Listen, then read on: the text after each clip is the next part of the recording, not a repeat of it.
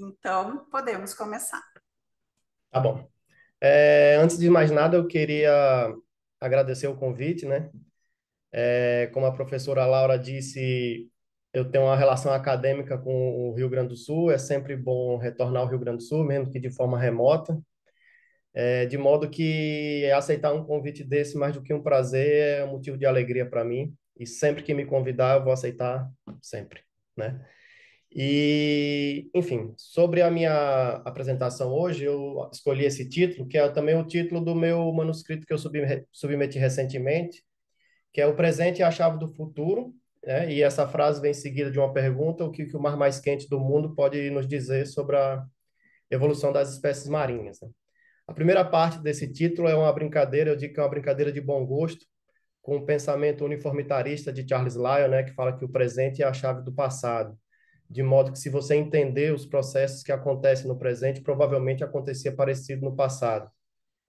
E eu trago essa ideia de que se a gente entender o que está acontecendo hoje no presente, em alguns lugares que a gente vai ver, a gente vai ter um conhecimento que vai dar mais suporte nas decisões de um futuro que é ainda incerto, que vai acontecer. Tá, a minha fala, ela está dividida da seguinte forma, né? Eu vou começar com a introdução, que vou introduzir para vocês o mar mais quente do mundo, que é o Golfo Pérsico, e em seguida eu vou dividir em três partes, né? A primeira parte vai falar dos aspectos do Golfo Pérsico, né? Por que que o Golfo Pérsico, quais as características do Golfo Pérsico que fazem dele um importante sistema de estudo de evolução marinha. Na segunda parte da apresentação, eu vou falar de alguns estudos pretéritos e das hipóteses que esses estudos vêm sugerindo para explicar a diferenciação das populações do Golfo Pérsico com a de regiões adjacentes.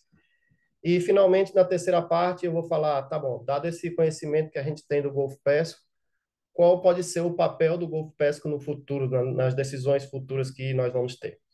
Então, essa é a agenda de hoje.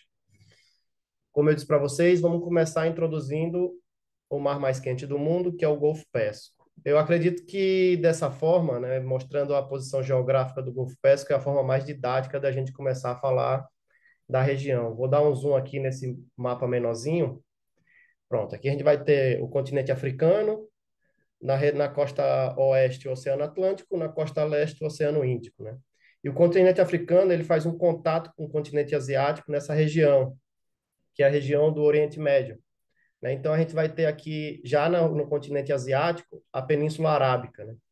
Que é essa península aqui, que você vai ter a Arábia Saudita aqui, o Oman, Iêmen, Oman, e os mares da Arábia, né? Que são o Mar Vermelho, o Golfo de Adem, o Mar da Arábia, o Golfo de Oman e o nosso Golfo Pérsico, que é onde eu queria chegar.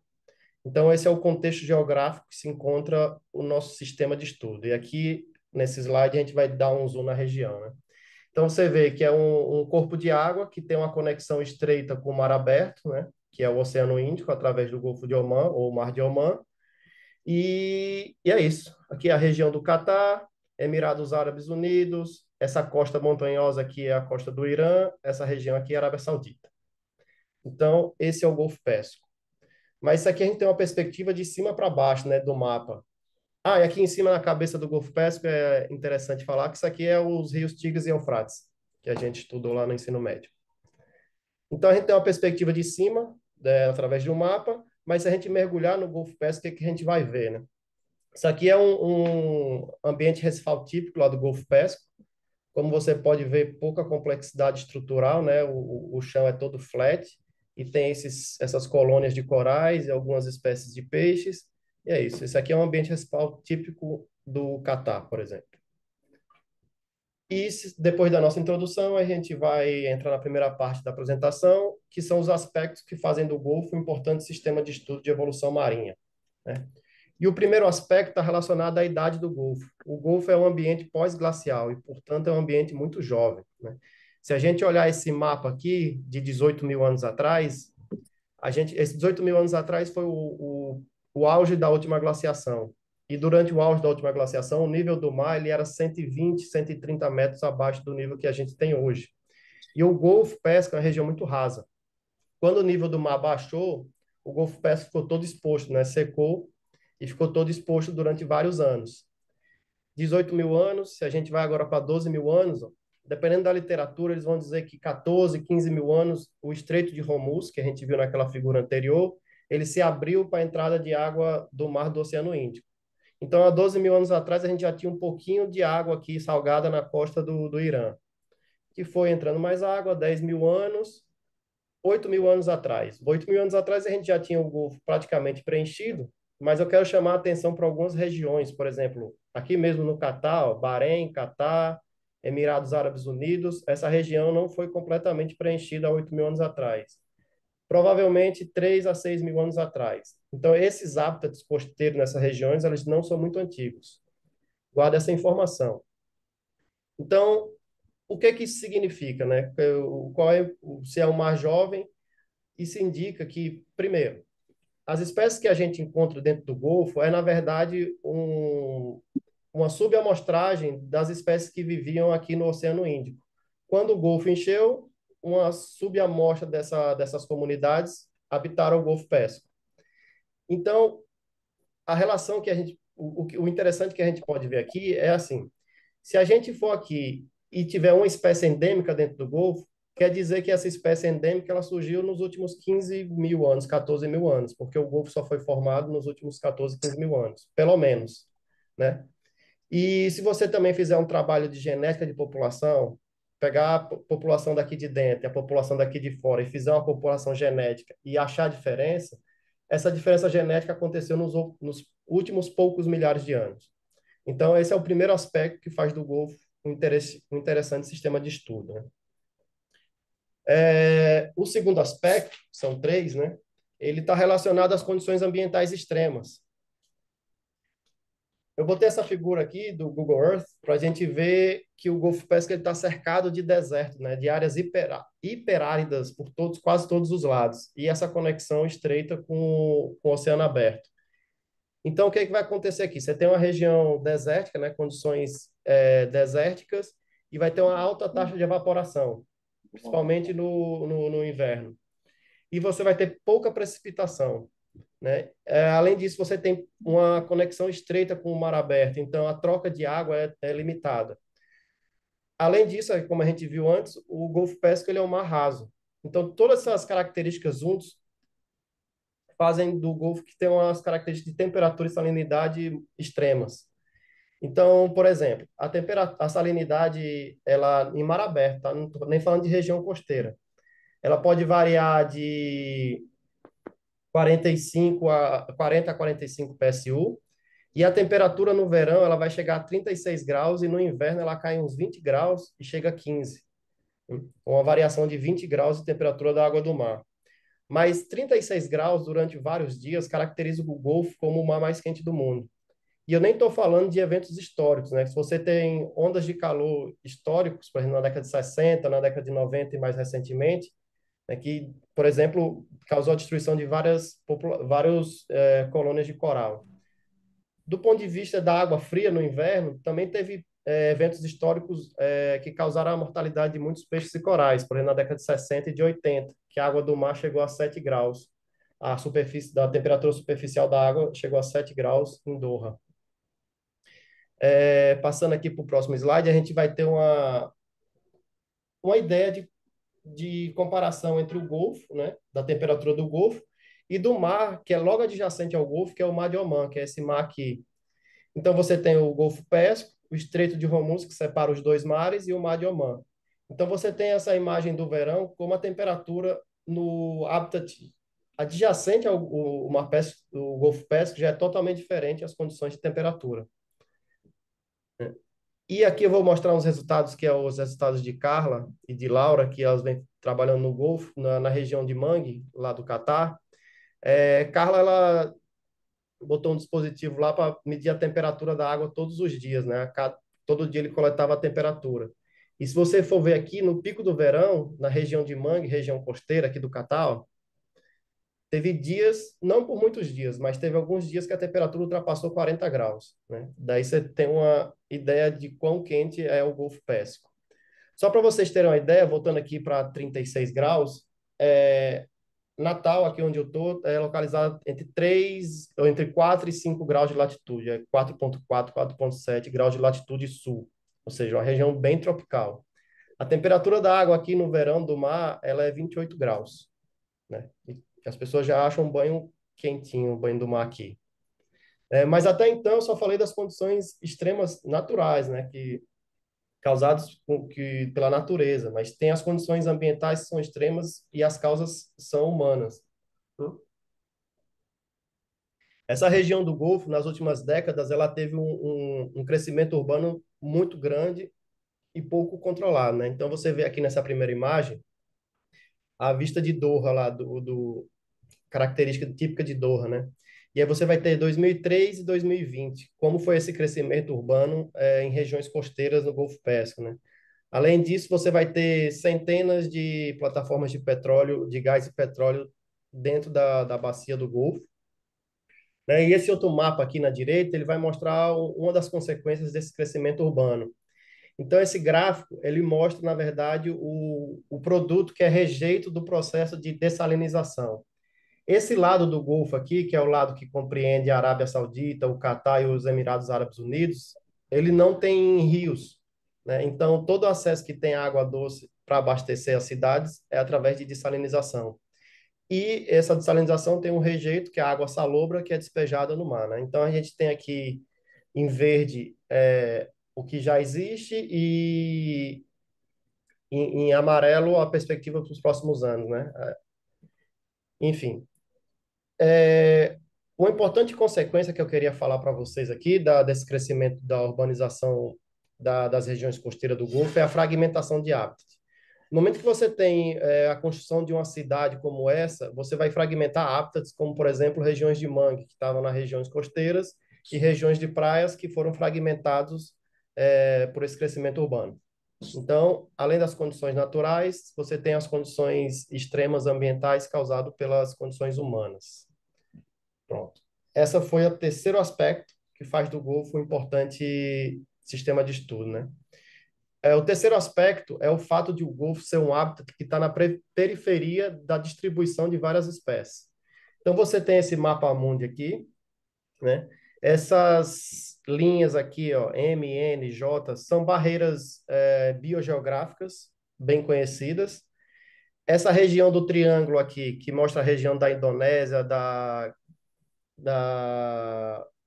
pega um pouco da Tailândia, da nordeste da Austrália. Essa região aqui é o maior hotspot de espécies marinhas do planeta.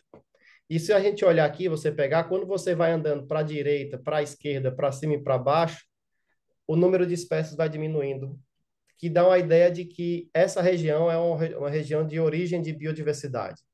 Agora, se a gente olhar aqui, vou para a região periférica do Indo-Pacífico, né? A gente tem o Oceano Índico aqui, o Oceano Pacífico aqui. Esse aqui a gente considera o Indo-Pacífico, tudo isso. Então, se a gente for para a região periférica aqui do Indo-Pacífico, a gente vai ter nossa Península Arábica e é o Golfo Pérsico, né? Então, você vai ter várias espécies que o final da distribuição dela está nessa região. E como o maior defensor, talvez, da especiação por isolamento geográfico, né, que é Ernest Mayr, ele vai falar que essas populações periféricas elas são muito interessantes de ser estudadas porque elas tendem a ser menores e, além disso, elas tendem a sofrer menos efeito do fluxo gênico, né, ao contrário de uma região que está aqui localizada no meio do Indo-Pacífico. Então, o pessoal lá das ciências de recifes de corais, eles sugerem duas principais hipóteses para explicar esse centro de biodiversidade aqui no Indo-Pacífico. A primeira é que essa região do triângulo aqui, ela na verdade é uma região de grandes processos de especiação. E você tem o spillover, né, que derrama as espécies para as outros hábitats ao redor do Indo-Pacífico.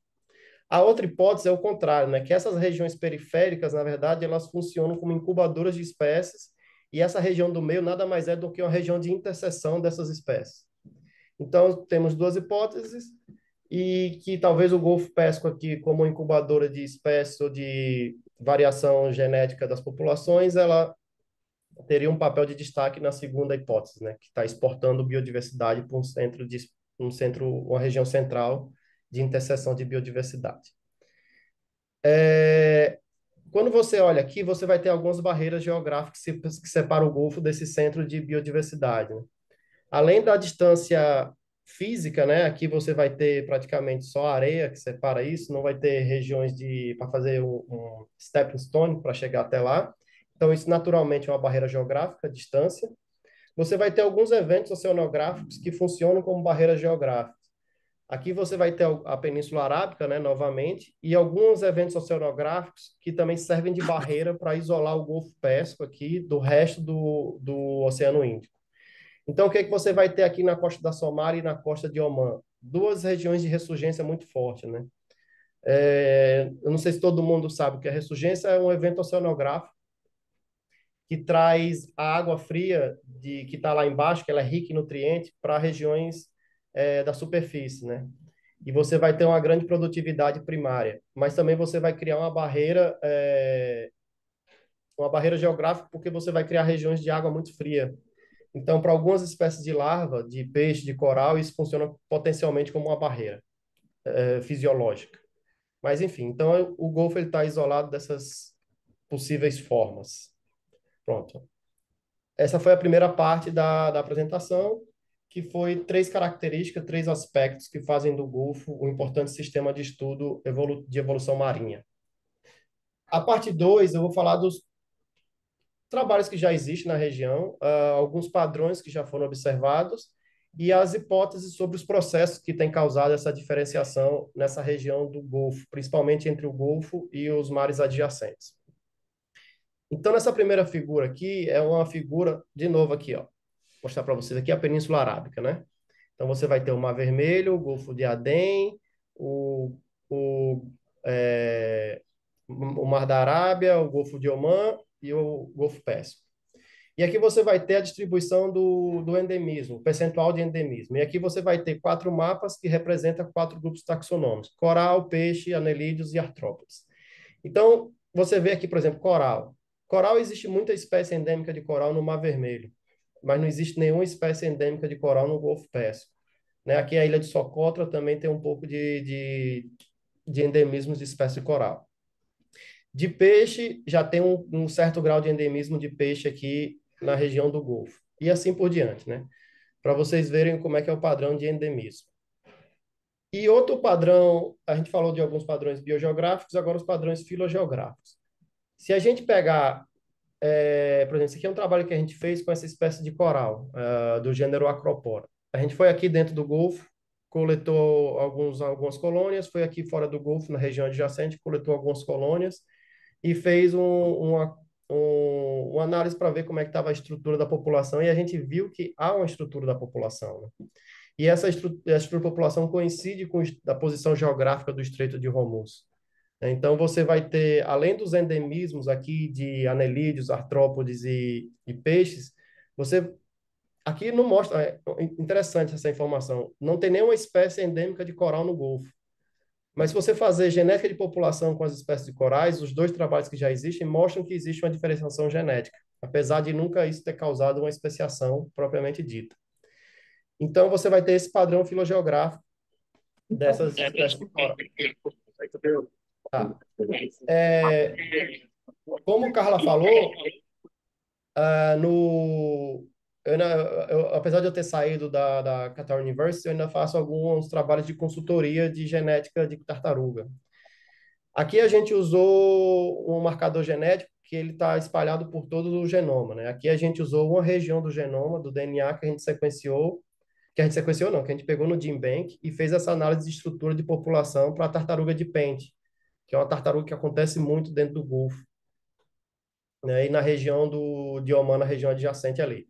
Então, o que a gente viu é que existe também uma estrutura genética das populações de tartaruga com as regiões dos hábitats adjacentes.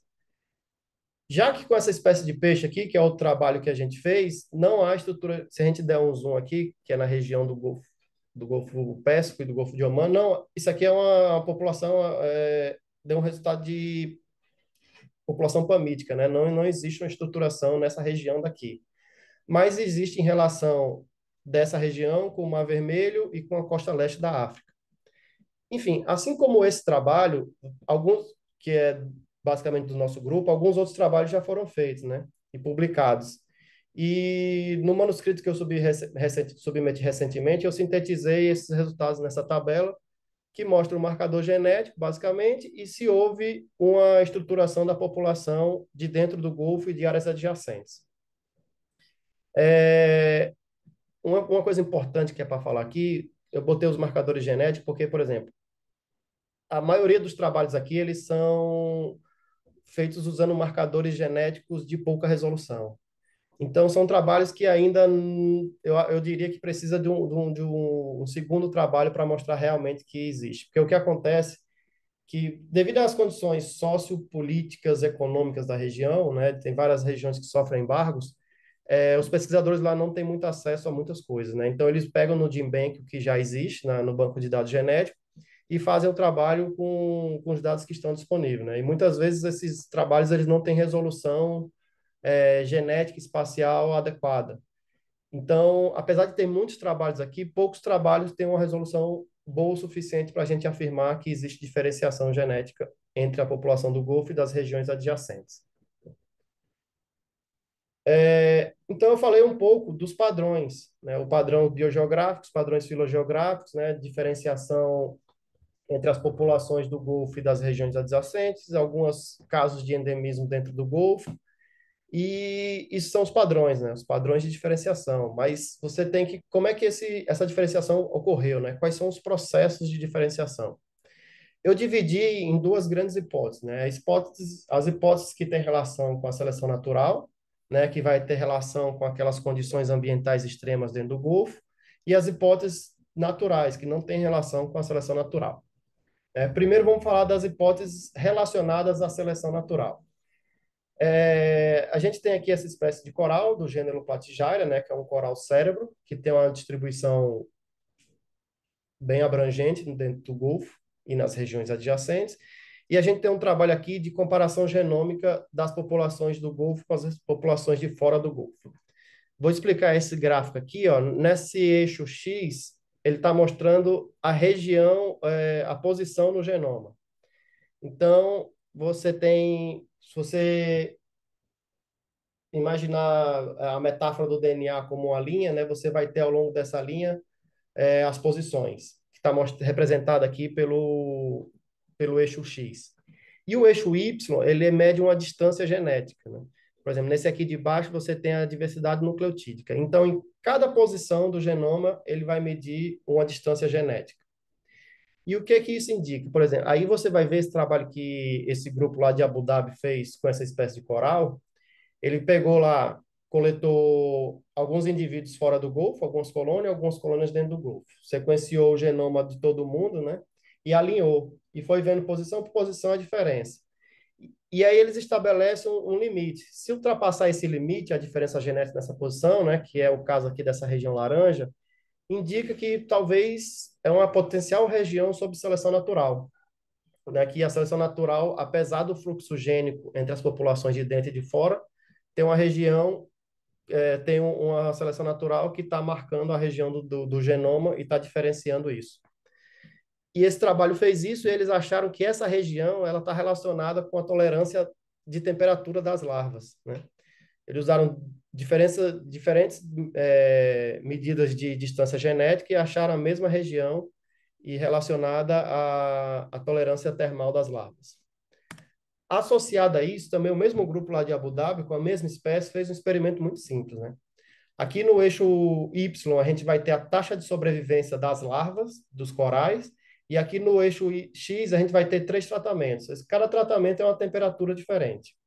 Então, você vai ter lá no primeiro tratamento 27 graus, 33 graus e 36 graus. 36 graus é a temperatura que o Golfo chega no verão durante vários dias, né? Mais de algumas semanas, que permanece a 36 graus. Então, o que aconteceu? Eles pegaram uma população, umas colônias lá do Oceano Índico, que está fora do Golfo, pegaram umas colônias dentro do Golfo e algumas híbridas. E viram as larvas, como é que é o desempenho de sobrevivência dessas larvas nessas condições de temperatura. Então, a gente vai ver aqui, por exemplo, a 27 graus, a taxa de sobrevivência é alta para todo mundo, né? Tanto para as colônias de dentro do Golfo como para fora do Golfo. Mas quando você vai aumentando a temperatura, né, que vai deslocando aqui para a direita, você vai ver, por exemplo, que aqui as colônias do Oceano Índico, elas tiveram uma taxa de sobrevivência bem menor do que as colônias que moram dentro do Golfo e as colônias que são híbridas, né, que são as larvas híbridas, que são híbridos de uma colônia do cruzamento da colônia do Golfo com a de fora do Golfo, né? Então, isso também são evidências que suportam essa hipótese de seleção natural, né? Que realmente ela é muito intuitiva, né? Dadas as condições extremas do Golfo, a primeira coisa que vem à nossa cabeça é provavelmente tem uma seleção natural forte atuando aqui. Inclusive, fazer um parênteses aqui de um livro que eu estava lendo ontem, do Stephen Jay Gould, que é Wonderful Life, que ele vai falar do grande surgimento de a grande taxa de especiação que teve no Cambriano, né, no período Cambriano, na explosão do Cambriano. Como é que se explica que surgiram tantas espécies num período tão curto de tempo? E ele faz uma comparação dizendo que a matéria-prima da seleção natural é a diferença, a variação, a variabilidade genética, que é refletida na variabilidade morfológica. Mas o motor da evolução, né, apesar de o genoma e a morfologia estar fornecendo a matéria-prima, o motor da evolução, na verdade, é o ambiente, né? Então, as condições ambientais no período cambriano, quando não existia, por exemplo, quando vários hábitats se tornaram disponíveis, né, vários nichos estavam disponíveis, o ambiente determinou a intensidade e a velocidade de evolução, né? Então, quando você olha para o Golfo, voltando agora para o nosso caso, e vê condições extremas, né, você imagina também que você vai ter uma ação de seleção natural muito forte e muito rápida, né? Por isso que o Golfo, se você associar isso ao fato do Golfo ser um ambiente muito jovem, né, você pensa, se eu quiser estudar especiação rápida, evolução rápida no ambiente marinho, que é um ambiente um pouco difícil de estudar a evolução, o Golfo é um sistema de estudo que é interessante para a gente olhar. Indo agora para a hipótese neutra, né? Dentro da segunda parte ainda, a gente falou das teorias de seleção natural e agora a teoria neutra, né? A grande maioria do trabalho vão discutir que aqueles padrões que a gente viram de biogeografia e filogeografia, eles vão dizer que a grande maioria deles vão dizer que provavelmente vão discutir em cima da seleção natural, né? Mas o que eu venho trazendo é essas coisas que muitas vezes essa diferenciação ela vai ser causada não por seleção natural, mas aí o que eu chamo de teorias neutras, né? Então vamos ver o caso dessa espécie de coral que é a espécie Acropora, do gênero Acropora. Essa espécie, esse gênero, na verdade, no Golfo você tem de intervalos em intervalos de tempo, você tem grandes ondas de calor que causam o branqueamento e a morte de várias espécies de corais. Mas o principal gênero que vem sofrendo com essas ondas de calor é o gênero Acropora, né? Então, você tem esse primeiro trabalho aqui que vai justamente falar para a gente sobre esses eventos de branqueamento e morte de corais que têm sido causados por essas ondas de calor, né? E que a população causa a morte de 80% da população de coral. E aí, o trabalho que a gente fez lá na Universidade do Catar mostrou que existe uma diferença genética dessa população de dentro com a de fora. Em vez de sugerir que isso, na verdade, é um efeito da seleção natural, a gente sugeriu que isso, na verdade, é uma consequência de bottlenecks, né? De vários eventos de bottlenecks, eventos gargalos, que você tem essas ondas de calor, a população diminui bruscamente o tamanho dela, né? E você vai ter uma diminuição da diversidade genética que vai, ao longo de vários eventos de bottleneck, isso vai diferenciando geneticamente a população de dentro com a de fora. É, outro, outra hipótese dentro da teoria neutra está relacionado o que eu chamei de interação físico-biológica, que é o que acontece.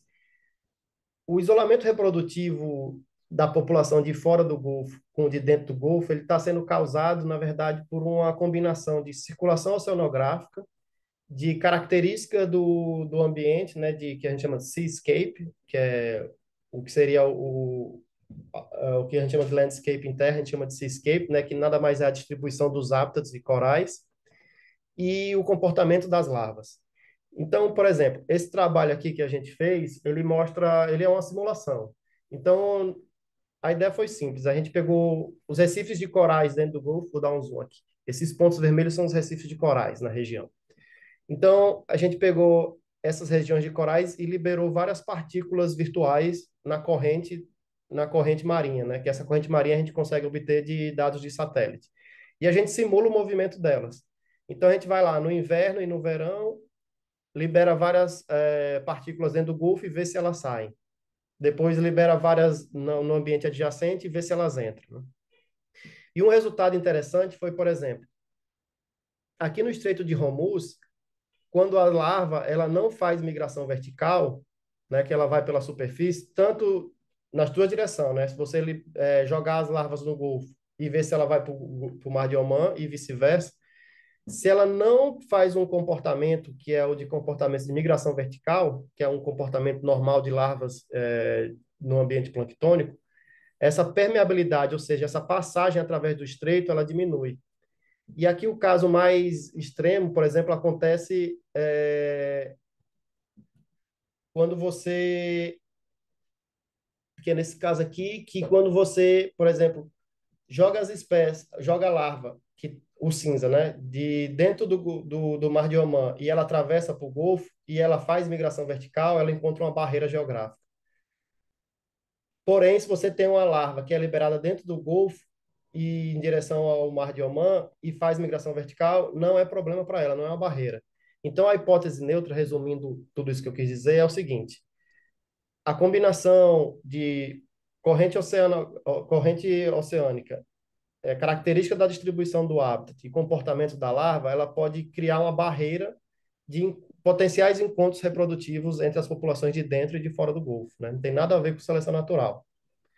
E a outra hipótese dentro da teoria neutra é a hipótese de evento fundador, né? Que é o caso que vai acontecer, que eu acredito que acontece em muitos mangues dentro do Golfo. O que aconteceu é que você tem as espécies, as populações que chegaram dentro do Golfo, né? As populações fundadoras, mas você encontra um habitat muito fragmentado, né? Que é o caso do mangue, a região de mangue dentro do Golfo Pérsico. Então, essas espécies, elas vão chegar, essas populações vão chegar nessas regiões de mangue, mas elas vão se isolar com o tempo. Então, você tem um exemplo clássico de efeito fundador. Uma pequena população com uma pequena variabilidade genética chegou ali, fundou aquela região, mas depois daquilo ela ficou relativamente isolada.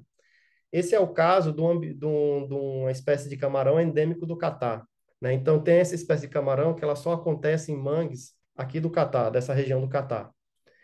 E ela não acontece em outras regiões, mesmo as regiões próximas. Então, esse endemismo, a minha hipótese é que ele é causado, é um clássico exemplo de efeito fundador. A população de camarão chegou lá e se isolou.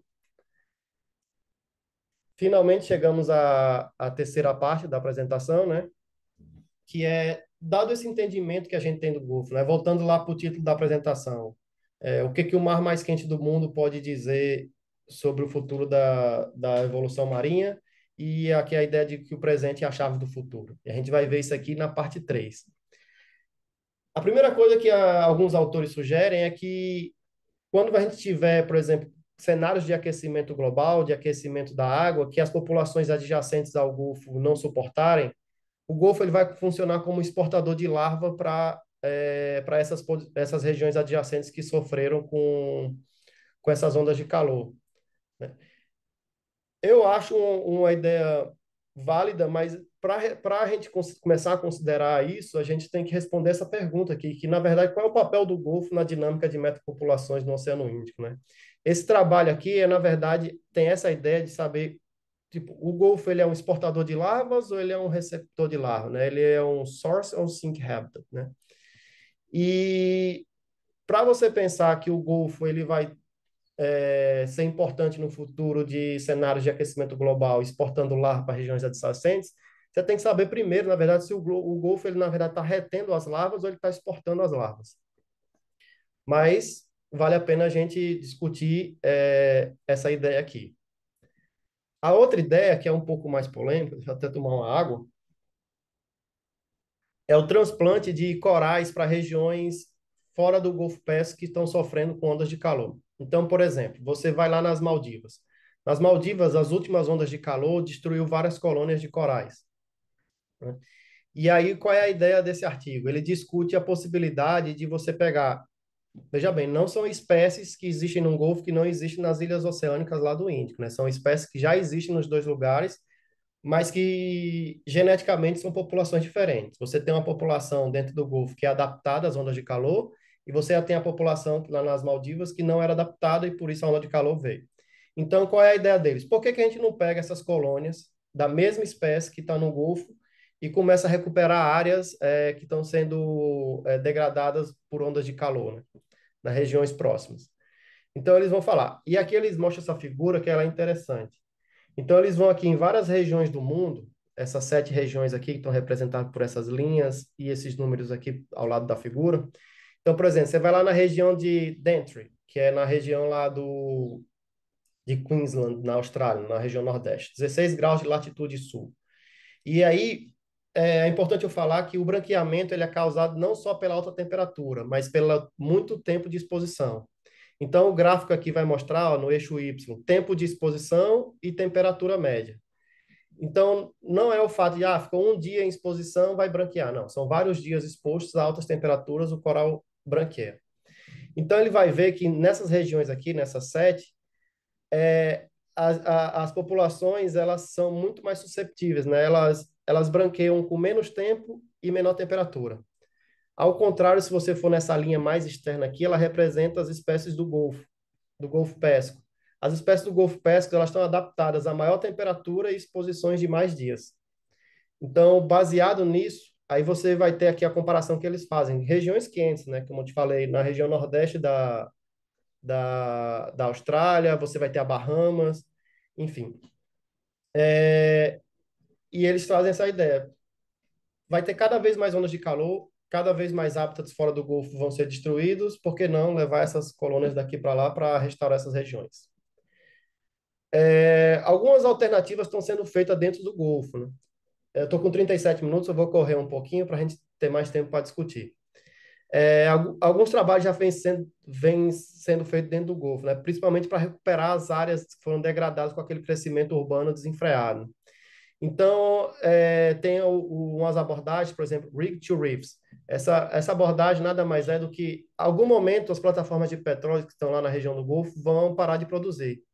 E aí a gente tira essas plataformas ou a gente deixa essas plataformas? Porque em alguns casos, como a gente já mostrou, tem mais espécies habitando a plataforma do que regiões naturais, hábitats naturais, né? E aqui a gente tem pra você ter uma ideia, ó, a quantidade, a biomassa de peixe que tem na plataforma de uma imagem de ROV que a gente tem. Outras alternativas que vem sendo muito usadas no Catar e no Golfo Pérsico, muito discutida, é o uso de hábitats artificiais para restaurar hábitats degradados, né? A perspectiva dessa foto aqui não está mostrando legal, mas esse negócio é bem maior do que eu. Mas como eu estou aqui, a imagem baixa, mas isso aqui deve ter uns 3 metros de altura. Então, eles tentam várias estruturas artificiais, né? Várias geometrias, vários materiais para ver quais são os que vão funcionar de uma forma mais eficiente para recuperar as regiões degradadas dentro do Golfo, né? Outra coisa que vem sendo feita na Qatar University são as fazendas de corais, né? O que aconteceu é o seguinte, né? Você pega as regiões que eram ambientes de corais que estão sendo exploradas lá do óleo e petróleo, né? Que as regiões foram destruídas, vão ser eliminadas. Então, os pesquisadores eles vão lá, pegam essas colônias dessa região que vai ser degradada, trazem para o laboratório, reproduzem elas e plantam esses corais em outras regiões, né? E estão tendo vários experimentos de onde é a melhor região para plantar.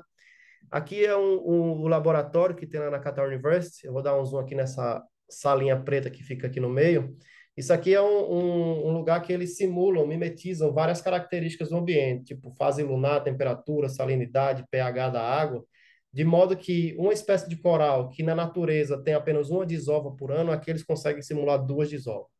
Então, a ideia é você começar a produzir coral artificialmente no laboratório e plantar em regiões degradadas. Isso já vem acontecendo também. Fugindo um pouco do título da palestra, agora já chegando, se aproximando do final, Eu falar de alguns outros projetos interessantes que a gente tem feito lá, né? Já que no convite Laura pediu para falar um pouco da minha pesquisa. A gente vem trabalhando também nesse projeto de Tubarão-Baleia, que é um projeto muito grande, porque no auge do verão, ao redor dessas plataformas de petróleo, na região norte do Catar, tem a maior agregação de tubarão-baleia do mundo, né? Então, todo verão você vai lá, vai ter 200, agregações de 200, 200 e poucos tubarões, cento e poucos tubarões. E a gente está fazendo o primeiro estudo sistemático disso, né? Ao longo de 3 anos, e eu fiquei sabendo agora que renovou por mais dois, durante 5 anos a gente vai fazer estudos sistemáticos desses tubarões, né? Aqui a gente tem uma foto que mostra um, um device de satélite, né? Para a gente ver os movimentos. E aqui estou eu filtrando água do mar para fazer DNA ambiental, para ver qual é a fauna associada ao tubarão, às vezes detectar a presença do tubarão no ambiente, mesmo que ele não esteja na superfície. A gente também tem usando DNA ambiental. Finalmente, acabou na apresentação, a ideia que eu queria passar disso tudo, né? Qual é a ideia que você vai levar para casa? A ideia é a seguinte: dados os cenários de aquecimento global que a gente vai ter nos próximos anos, né? Que a gente estima que vai ter nos próximos anos, como é que a gente pode tomar as melhores decisões de conservação, de entender a evolução das espécies nesses cenários de aquecimento global, de mudanças climáticas? A resposta mais óbvia para isso talvez seja: existe um lugar onde as condições já são muito parecidas com as que a gente vai ter no futuro? Existe. Essa região é o Golfo Pérsico. Então, a take-home message é: se a gente entender o que acontece no Golfo Pérsico, o presente é a chave do futuro, né? Se a gente entender, a gente pode ter uma ideia do que vai acontecer no futuro, né? E tomar as melhores decisões. Essa é a mensagem. Eu queria agradecer a várias pessoas, né? Nem todo mundo vai caber aqui, as instituições, desde o CNPq, que financiou meu doutorado, até a Universidade do Catar, a Universidade de Copenhague, o nosso laboratório, a Qatar Foundation, vários colaboradores que a gente tem ali na região do mundo árabe, e aproveitar essa oportunidade para falar, como a professora Laura falou, né? Nós tivemos o primeiro congresso de Biologia Evolutiva, a Sociedade de Biologia Evolutiva está no seu primeiro ano, né? Eu faço parte da diretoria. É, já estamos quase certo do próximo evento em 2026, muito provavelmente em Minas Gerais. E, enfim, chamar vocês para conhecer um pouco mais da sociedade, né? Tem um site lá. E a gente está começando, né? Várias coisas que a gente quer fazer, né? Não conseguiu, mas está acontecendo. E é isso. Obrigado. E se a gente quiser abrir para as perguntas, Laura, por favor. Muito obrigada, Felipe. Pessoal aqui está aplaudindo também. Gostou muito da tua palestra, super Obrigado. interessante. Então, gente, perguntas. Ó, tem uma pergunta ali, as do chat, eu posso ler para ti, ou tu pode dar uma olhada Ah, eu também. vou dar uma olhada. Tá, então tá. A Laura Maciel tem uma pergunta. Laura Maci. Isso, é a última mensagem. Ah, tá. Parabéns pela palestra. Existe alguma legislação nos países do Golfo sobre descarte de dessalinização? Quais são as tuas perspectivas sobre a influência no ecossistema? Então, aquela região, ela é uma região muito complicada do ponto de vista sociopolítico e econômico, né? Você vai ter regiões como o Irã, que sofrem vários embargos,